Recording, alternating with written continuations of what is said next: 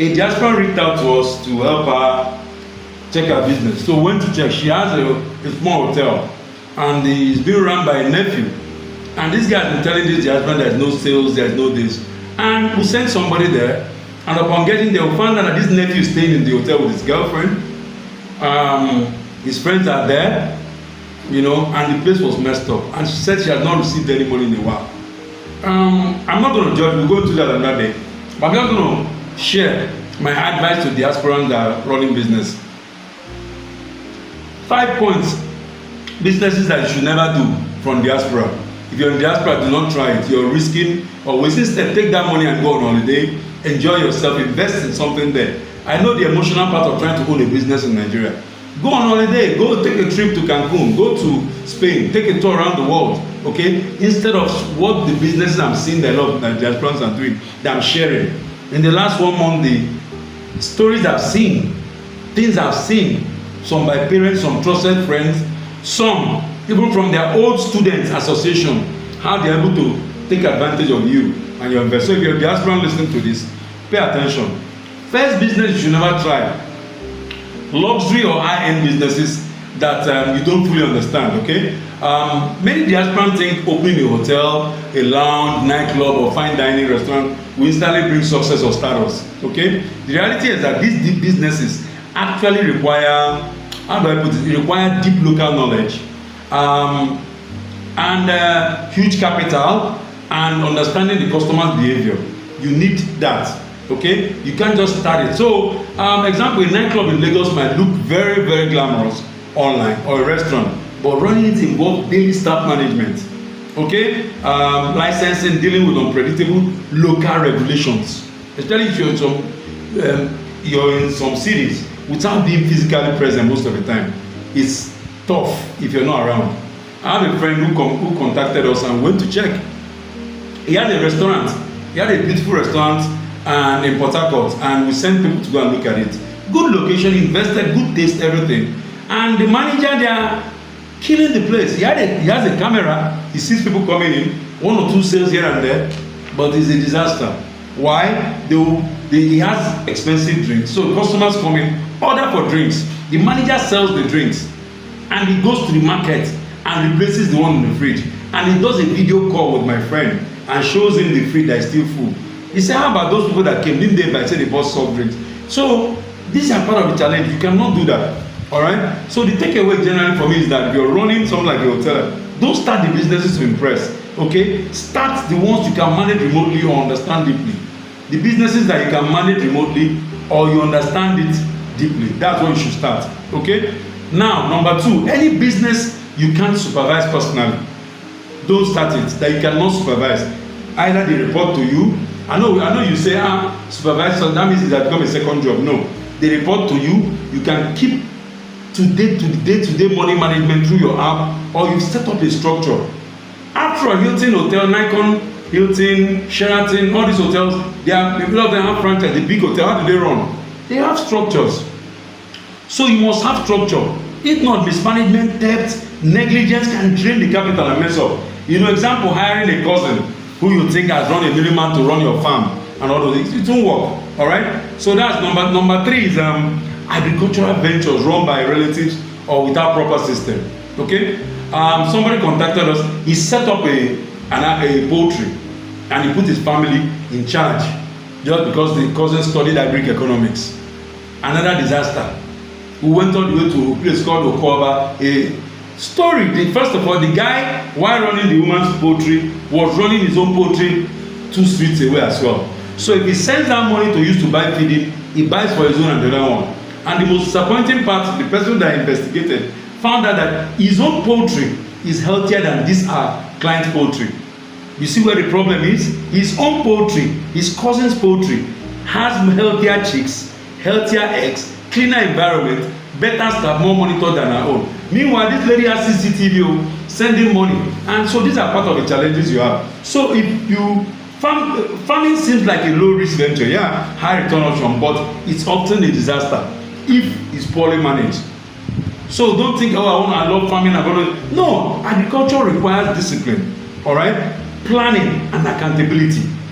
Agri business requires discipline, planning and accountability and focus for you to get it successful. Giving it to a family member to control or to run for you is not, except it's a hobby, you're doing it as a favor to them in the family. Then we can say, okay, fine, you've tried for them. Okay, so that's that part. So the take only invest, you want to invest in agri, make sure it's in a structured agro business with professional management, software, and POS. Okay, standard operating procedures. All right. Now the fourth one, businesses driven by emotions. This is another one. The young man said they used to call it Gucci when he was in school. He was a good dresser, he dresses very well. So in Atlanta, he had a clothes shop. So he decided to replicate it. In Owerri, this young man dresses very well. He's always loved fashion. He always wanted to go. So he has one in Atlanta. I think he has another one in American City. So he said, let me open one in Nigeria. The one in Owerri is a disaster. They moved it to Lagos. Shop is always empty. No sales. Low sales or no sales. Pilfering. There is CCTV camera. He didn't make it. You know, so, sorry. Diasporans sometimes invest because something looks good or hot. Or you think this is my personality. I'm like, no. Businesses booming in one region doesn't mean it's booming in the other one. Except you have control. You know, investing in tech. Now, there's a medical doctor that got to us because something is in tech. Yeah, in the last 5 years, the tech businesses are going up, the startups are doing well. And I don't know how somebody convinced him. And he put in $100,000 in a tech startup. Now money he cannot get. Tech startup didn't fly. We went to take a look, a background check on the guy, the so-called tech founders. They are living with his money and some other diaspora money. They live in Lekki. They drive beautiful cars. They are not even talking about the business anymore. They are looking for new customers.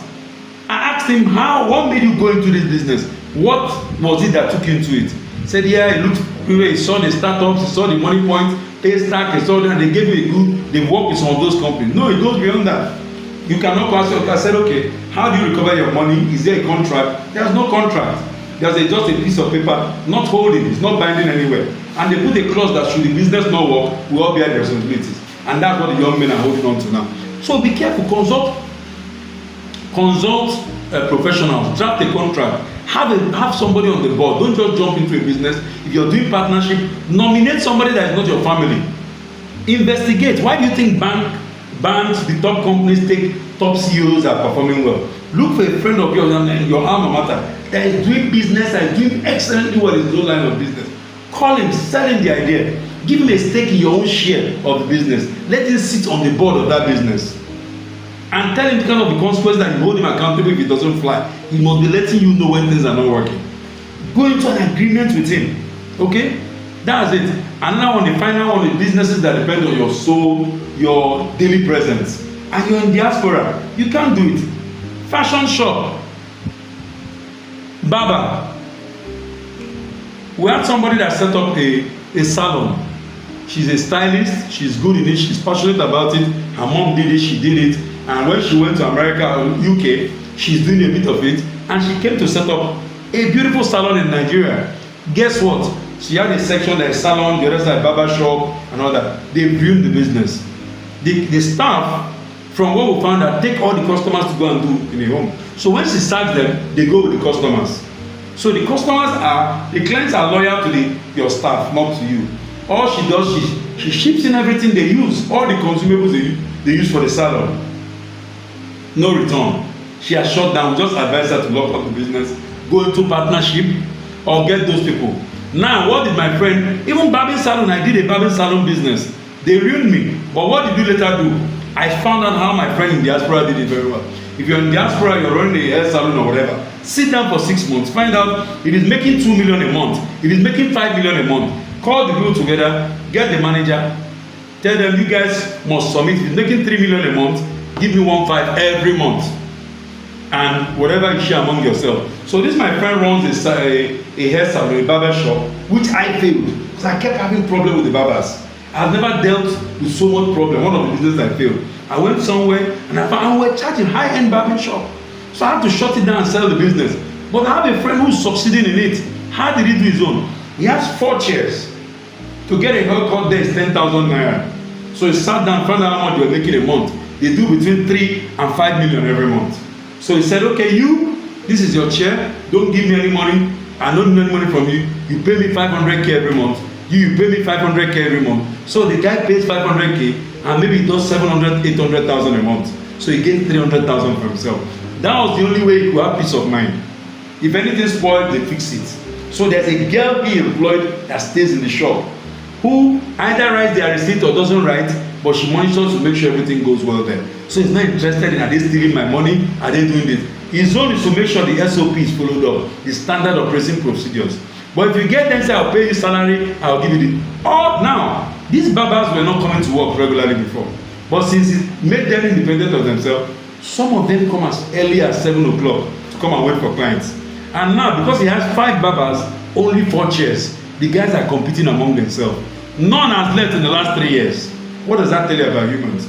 Humans are not honest.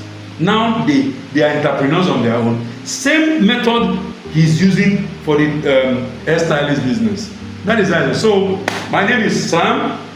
I just share my points in a freestyle. I hope this place I'm staying, I don't know how the noise is. So these are just 5 businesses Diasporans should never do.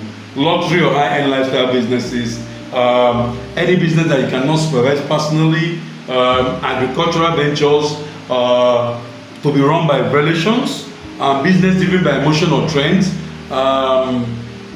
business that depends on your daily interest. Okay, so these are all it. Thank you, ladies and gentlemen.